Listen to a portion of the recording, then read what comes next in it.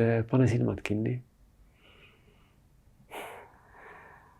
Hinga sügavalt sisse ja märka hingamist oma rinnaku keskmes. Ja märka, kuidas kehale meeldib sisse hingamine.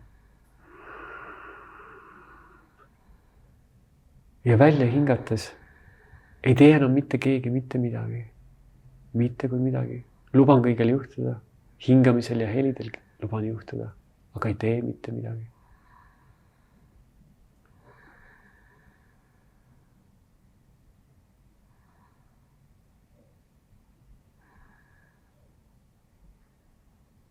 Ja see on harjutus, mida võib teha 3 korda järjest ja ma kinnitan, et see võimaldab taltsutada orkaani ja see on võti, mis avab kõik uksed.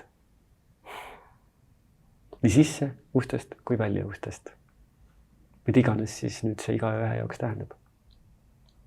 Ja paneb liikuma kõik selle, mis on vaja liikuma panna. Vajab liikuma panna, võimaldab lahti lasta sellest, millest on vaja lahti lasta ja uuesti värske pilguga üles leida seda, mis on väärtuslik. Eks see on nagu Marcus Aurelius, Rooma keiser, kes elas 1600 aastat tagasi. Oma pihtimustes iseendale on öelnud, et olgu lühikesed need hetked,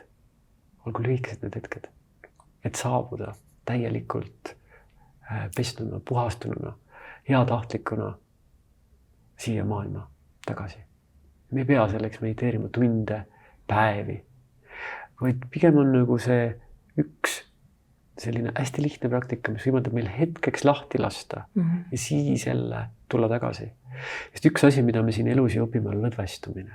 Me iga päev õpime lõdvestumist ja mida paremad lõdvestujad me oleme, seda paremini me suudame kohaneda. Sest meil on vaja osata nii lõdvestuda, kui võtta vastutus. Siis me ei ole nii krampis ja nii kinni. Ja seda ju kõige suhtes. Sest kogu aeg on midagi, mis meie muutuses võiks häirida. Ja loomulikult on see, et mida vanemaks me saame, seda jäigemaks me muutume ja seda kergemini hakkavad asjad meid häirima. Et sellepärast on hea hakata lõdvestumise, harjutamisega tegelema juba varakult.